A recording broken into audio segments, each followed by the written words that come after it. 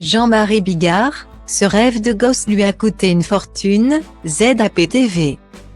Cyril Hanouna a donné rendez-vous à ses téléspectateurs ce lundi 28 novembre 2022 pour un nouveau numéro de Touche pas à mon poste. L'animateur revenait sur les séquences fortes du week-end et l'une d'entre elles. L'interview de Claudio Capeo face à Eric Dussard sur RTL.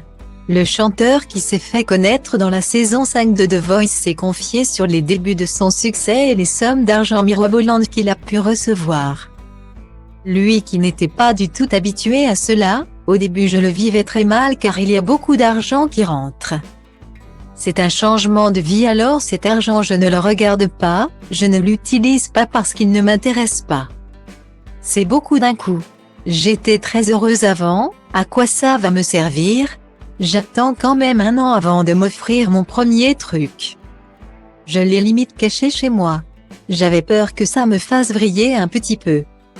Des confidences d'une grande honnêteté qui ont donné envie aux chroniqueurs d'exprimer leurs propres expériences. C'est le cas notamment de Jean-Marie Bigard qui a toujours eu le cœur sur la main et qui a offert beaucoup de choses à ses proches.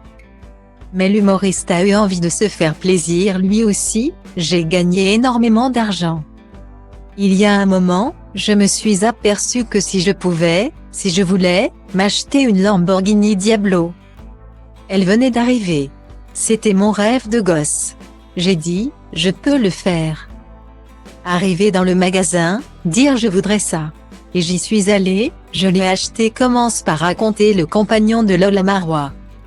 Or, au bout de quelques mois, Jean-Marie Bigard décide de la revendre car elle coûte trop cher à entretenir. Mauvaise surprise, la voiture a perdu énormément en cotation, elle a décoté au point que 2 ans après. La voiture valait à peine les 2/3 de la somme que je l'avais achetée, 2 ans avant.